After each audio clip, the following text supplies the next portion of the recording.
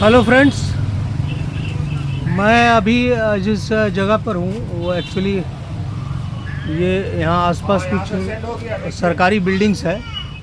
और ये आपको लग रहा होगा कि नॉर्मल सा जगह है, लेकिन ये काफ़ी एक वीआईपी जगह है पटना का। लगभग जितने भी हमारे पॉलिटिकल भावी भावी नेतागण लोग हैं, सबका आसपास में ही घर है, आजू बाजू में ही सबका घर है।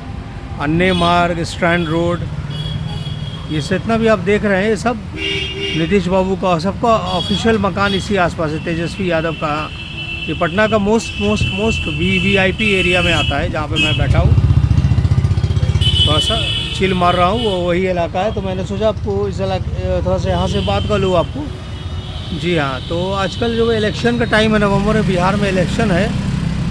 कौन बनेगा मुख्यमंत्री वो तो अलग बात है, लेकिन पब्लिक परेशान हो गई है बिहार में जब से इलेक्शन का टाइम आया है, क्योंकि वीआईपी मूवमेंट इतना ज़्यादा बढ़ गया है कि लोगों को हर जगह परेशानी हो रही है। वीआईपी मूवमेंट इतना ज़्यादा बढ़ गया है ना। इसमें एम्बुलेंस का भी ध्यान नहीं रखा जा रहा है। ये बड़ी सरप्राइजिंग बात रख रही है। वीआईपी मूवमेंट्स में एम्बुलेंस का भी ध्यान नहीं रखा जा रहा है, किसी का ध्यान नहीं रखा जा रहा है। वीआईपी मूवमेंट है तो है, नेताजी को जाना है तो है, पब्लिक को रुकना है तो रुकना ही होगा रोड पर। ये बहुत अजीब सी बात है।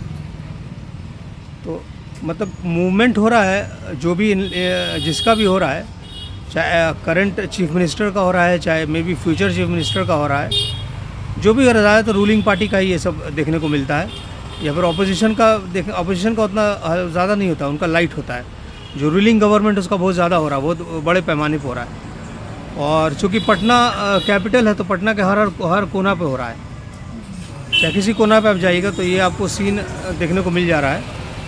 ठीक है, चाहे सबसे बड़ा ऑफिशियल एरिया हो बोरिंग रोड का या कहीं भी, तो ये जो मूवमेंट है वो बहुत अजीब सा प्रतीत होता है, क्योंकि इसमें ना किसी चीज़ का कुछ काउंटिंग ही नहीं हो रहा है। मतलब लाइक एम्बुलेंस ये सब, the ambulance comes under emergency, but that also has to stop if that any politician is crossing. There's a big you can say lineup of vehicles. वो कहते हैं ना हिंदी में काफला एकदम लेके वो निकलते हैं, प्रोसेशन लेके, political procession. So slowly political procession is becoming a big you can say problem, especially in a city like Patna, where the roads are not so big, not 5 lanes 8 lanes road,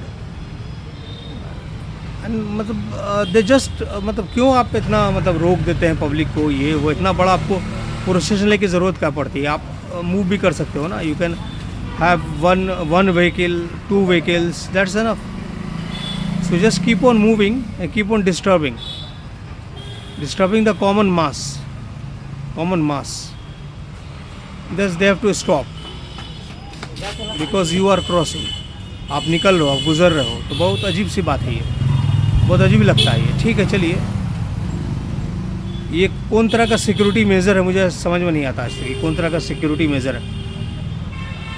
तो उसका आप उसको follow कीजिए, उसका एक time fix होना चाहिए, है ना। एक टाइम उसका फिक्स होना चाहिए। किसी भी समय में अगर आप ऐसा करते हैं, you take your political procession, आप पूरी पब्लिक को रोक देते हैं, उस भीड़ में एम्बुलेंस भी रहती है और भी लोग रहते हैं जिनको कहीं जाना है, किसी को स्टेशन जाना है, किसी को एयरपोर्ट जाना है, तो इट्स अ बिग ब्लंडर। ये बहुत बड़ा एक ब्लंडर है। अब समय आपको नहीं दिखाना है, क्योंकि आपको पब्लिक को शो ऑफ भी करना है कि मेरा इतना वैल्यू है।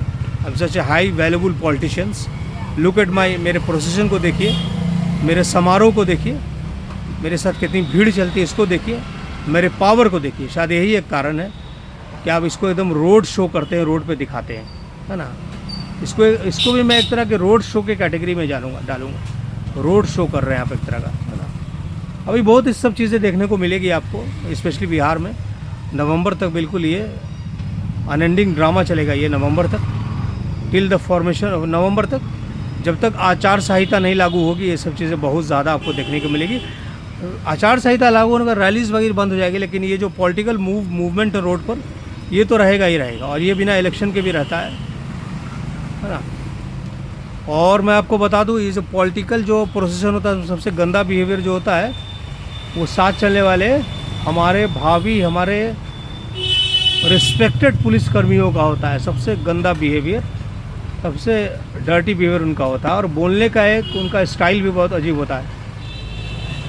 साइड हटिए, साइड हटिए, साइड हटिए, साइड हटिए, खाली कीजिए, खाली कीजिए, जो जहाँ वहीं रुकेगा। रुको रे, कहाँ बढ़ रहे हो रे? साइकिल वहीं रुको। साइकिल, मोटरसाइकिल वही साइड में लो। आपको सुनाई नहीं देता है? चलिए गाड़ी साइड में कीजिए। रुको, सब रुको। कहाँ बढ़ा है? चुप, रुक। चल साइड में लो, साइड में लो, वहीं पर यहीं पे थामिए। ऐसा, इस तरह का लैंग्वेज। और ये सिर्फ ये लैंग्वेज नहीं है, ये लोग स्टिक, मोटा मोटा स्टिक लेके भी कभी कभी चला देते हैं बाहर। तो मैंने सोचा, मैं एक मीडिया पर्सन होने के नाते भी मैंने सोचा कि इस पर थोड़ा सा कुछ आप लोगों से बातचीत कर ली जाए। ये पॉलिटिकल जो प्रोसेशन होता है, सडन जो पॉलिटिकल मूवमेंट है वो रोड पर, ये काफ़ी बड़ा एक इशू बन रहा है। धीरे धीरे धीरे धीरे, स्लोली कोई भी चीज़ धीरे धीरे इशू बनता है, धीरे धीरे प्रॉब्लम बनता है। तो sudden political movement, specially Patna जैसे छोटे शहर में, जहाँ रोड्स काफ़ी सिकुड़े हुए हैं, काफ़ी बड़ा ये इशू बन रहा है, बहुत बड़ा। अगर आप इसको गौर से सोचेंगे, थोड़ा सा इस पर अटेंशन देंगे, थोड़ा गौर फरमाएंगे। ठीक है जी, चलिए, थैंक यू।